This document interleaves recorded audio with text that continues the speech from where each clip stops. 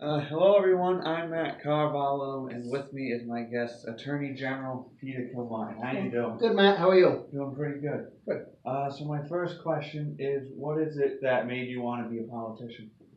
Well, it actually goes back to when I was about 10 years old. There was a mayor of the city of Pawtucket, where I still live and where I grew up, named Robert Burns. My friend and I went, knocked on the mayor's office door, and he welcomed two little kids in. And I thought, wow, that's pretty cool. And it's kind of what sparked my interest. And as a politician, how do you think you've been able to help the people of Rhode Island? Well, Starting off when you first started off, how are you helping out? yeah, well, I will soon be entering my 28th year of elective service. I started out, I was a lot thinner and a lot darker hair. But that being said, the one thing I've always done, I've stayed close to the roots of my community as a state rep for 20 years and knew my neighborhoods and the folks I was representing.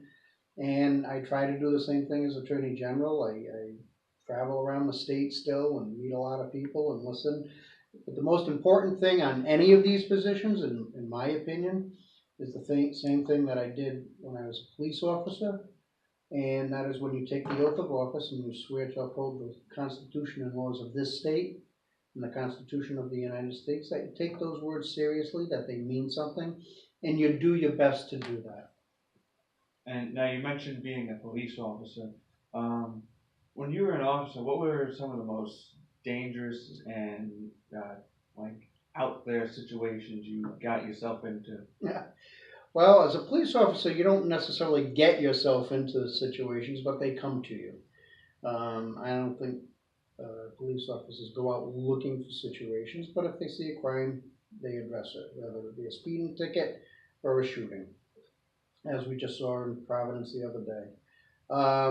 But personally, I go back far enough when there wasn't minimum manning on the Pawtucket Police Department, when there were only a couple of cars on the road, and making felony arrests at gunpoint by yourself, waiting for a backup, is an unnerving situation.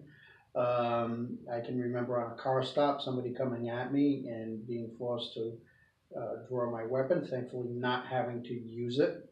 And domestic situations are always unpredictable.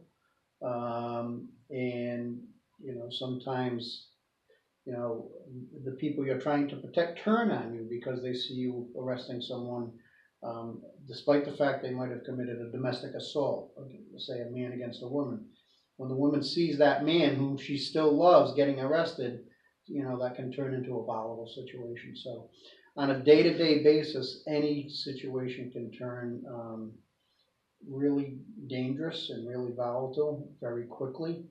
And those are some of, I can't tell you how many, within a month of being on the job, I was at my first murder.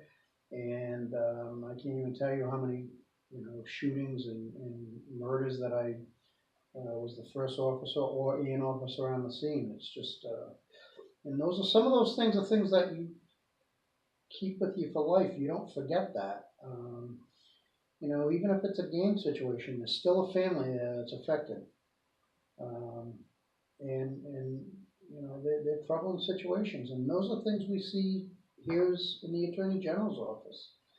When you have a dad of a 12-year-old child who needlessly got murdered because of a gang situation where they were innocently there, and you hug that parent and you see the victimization goes on beyond the person.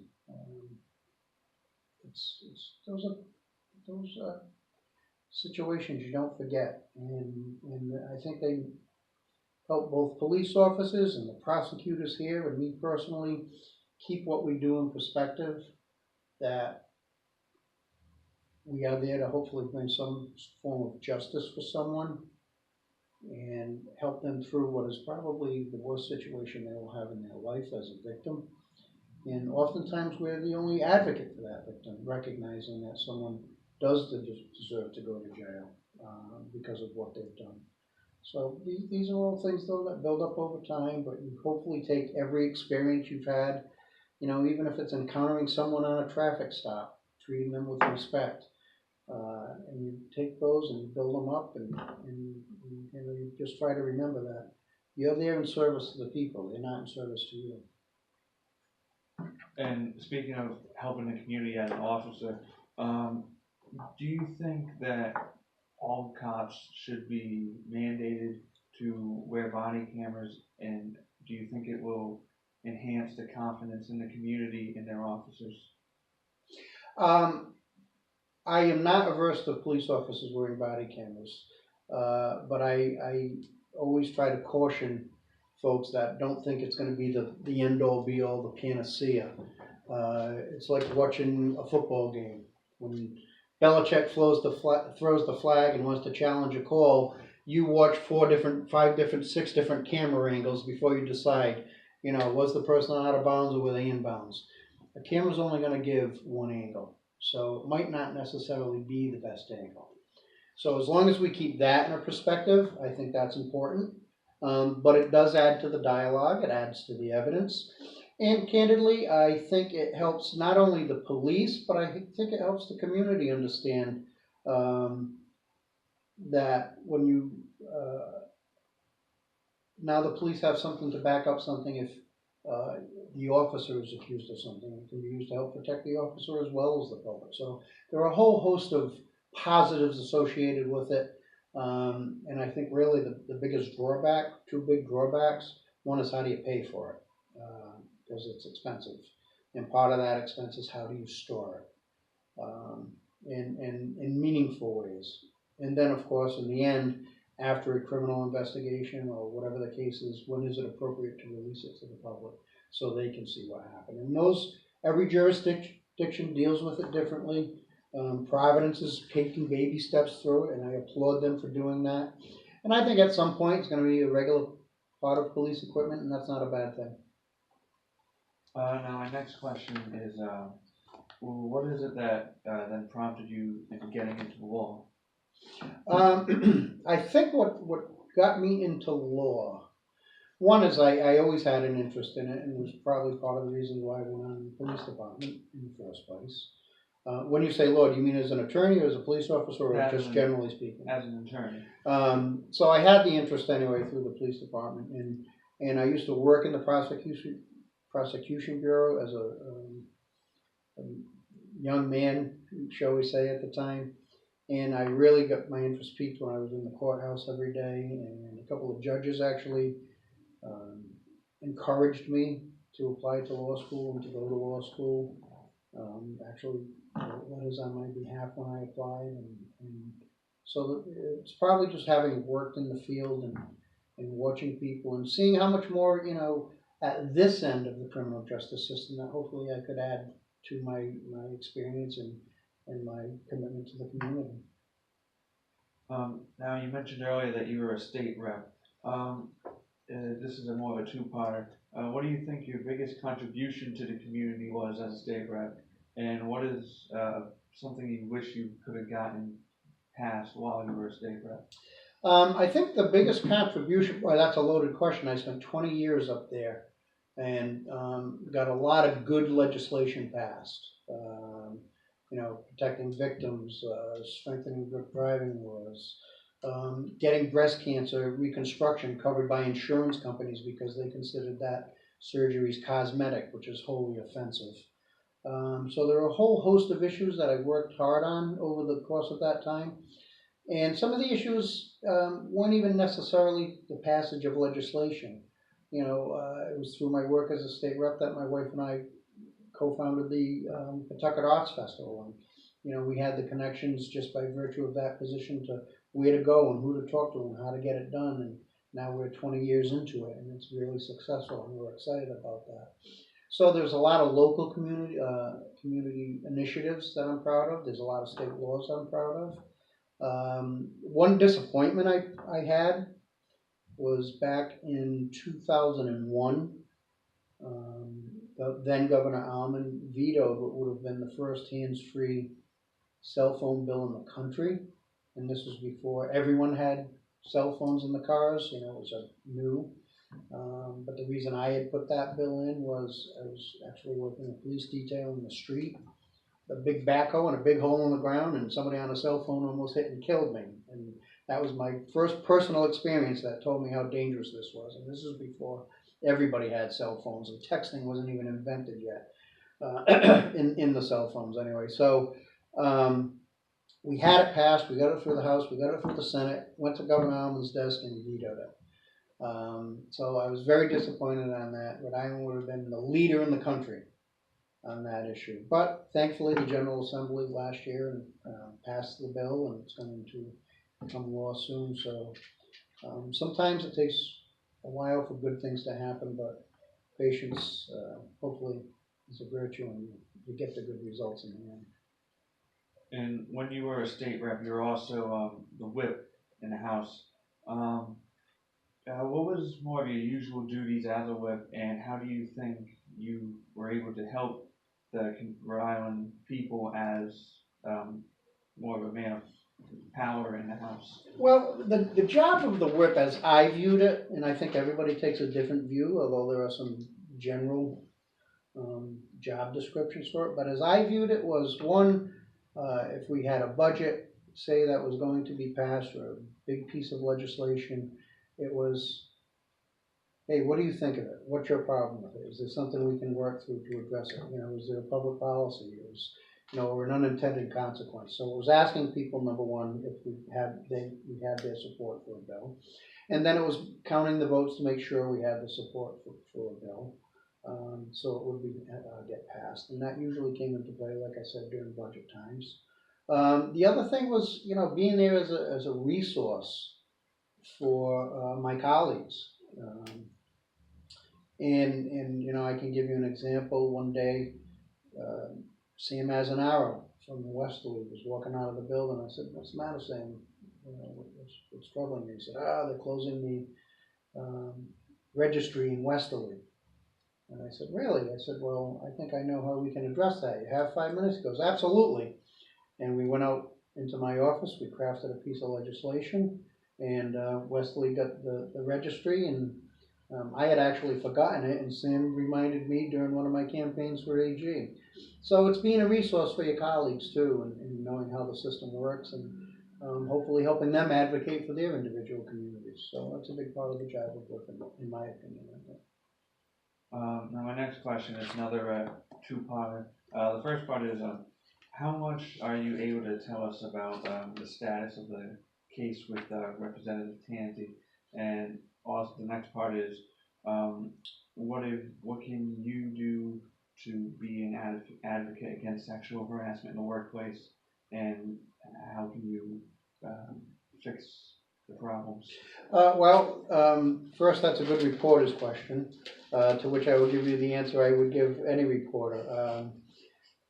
We've acknowledged that the investigation is active and ongoing, with the statements Rep. Tansey has made, and that's about sincerely all I can say about that.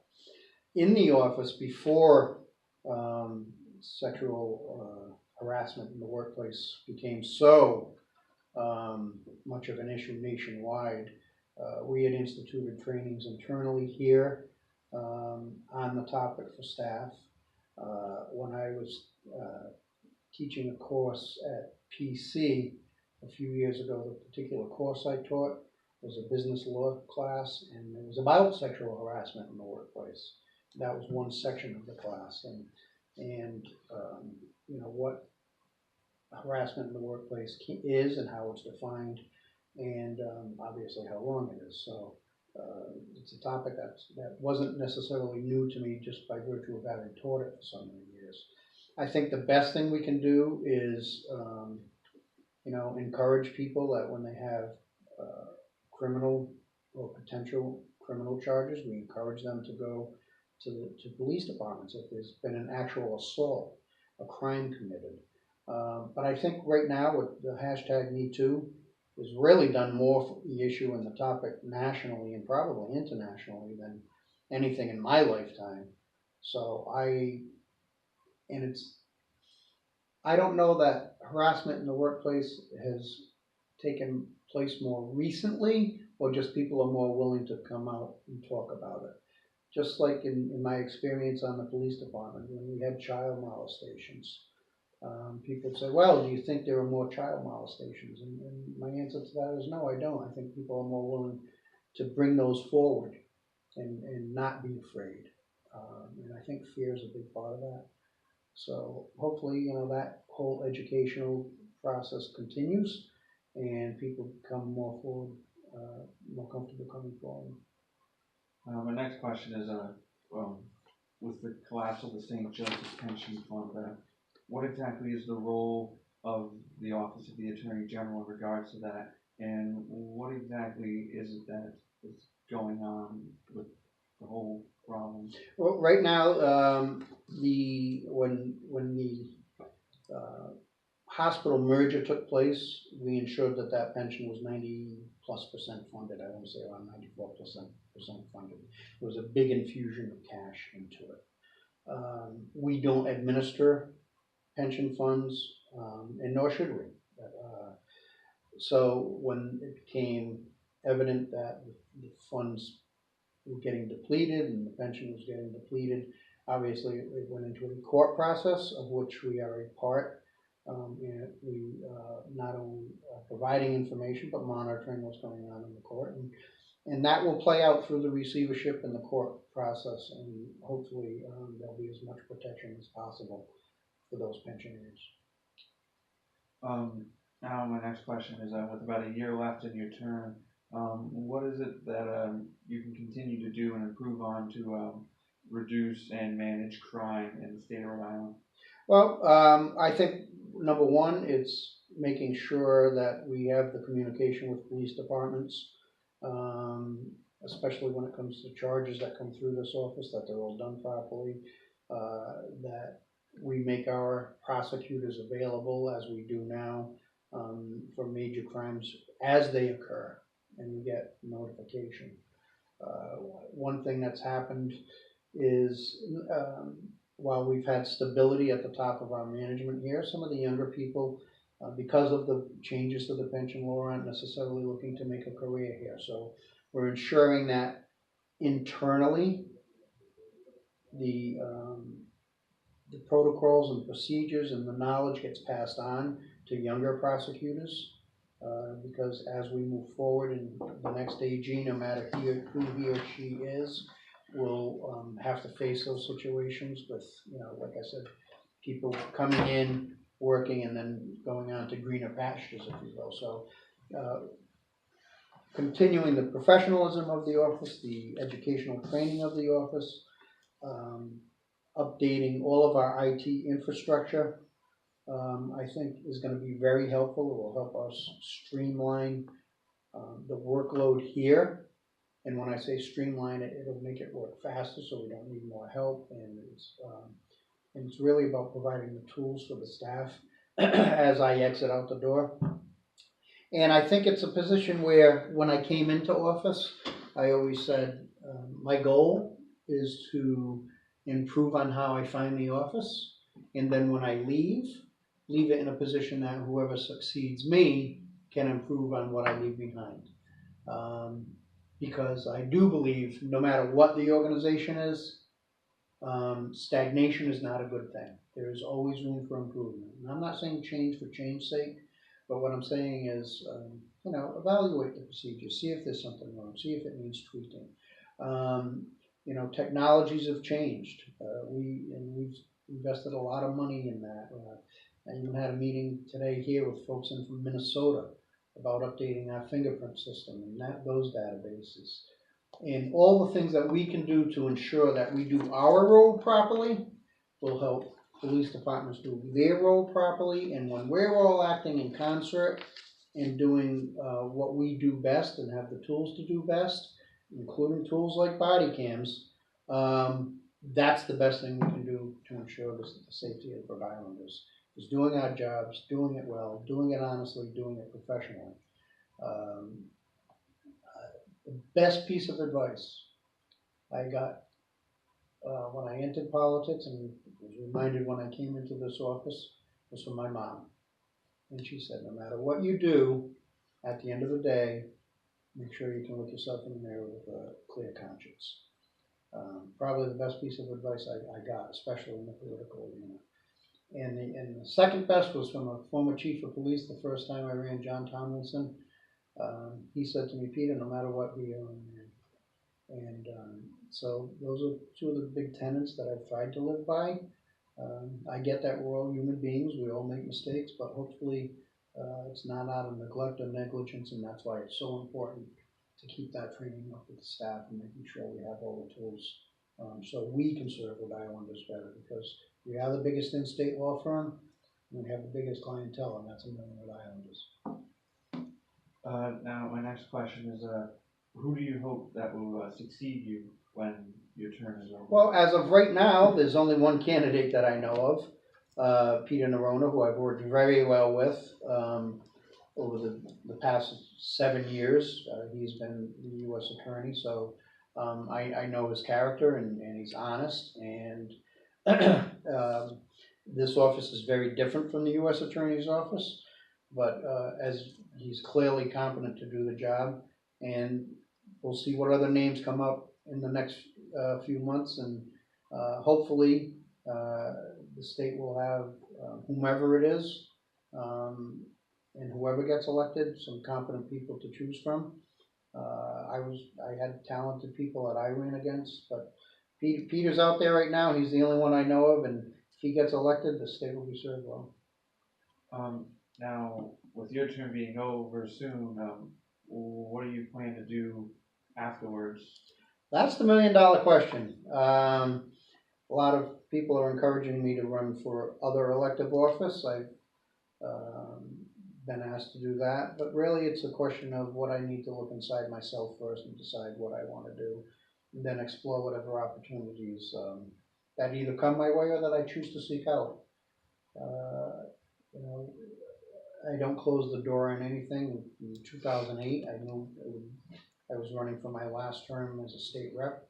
I had actually told my wife I'd never run for Attorney General, and here I am finishing up my second term with an interview with you with a year left. So you never say never, so we'll see what happens. And my last question is, as a statewide Attorney General, what are your thoughts on the U.S. Attorney General, Jeff Sessions' performance for about the past year or so?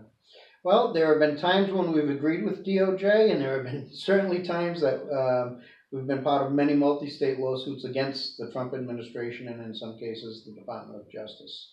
The one thing I am happy that they did was they brought back asset forfeiture to the old rules, where those who committed crimes could have the assets of those crimes seized and utilized for expenses. That's part of the reason we're able to upgrade a lot of the systems we have.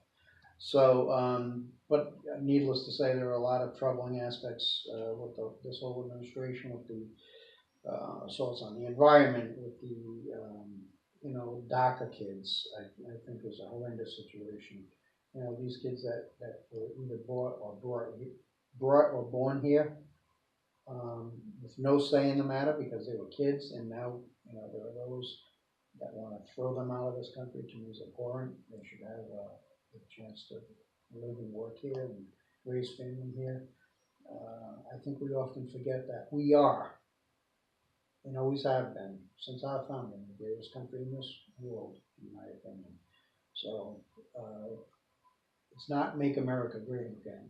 America's always been great, and we can't lose sight of that. But we should work every day to make sure we ensure that we are the country that people want to come to when their own country is letting them down. And that's kind of a nice badge of honor for the United States to have when people want to be in this country, because we are the rule of law. And I would just finish up with one thing. When it comes to rule of law, we have sent prosecutors to Ukraine, Brazil, Mexico, Armenia, teaching prosecutors in other countries about the rule of law and how important it is. That's the one thing that really does set us apart from a lot of these countries. And sometimes I think the Trump administration loses sight of that. And if we want to be respected, we need to adhere to the rules.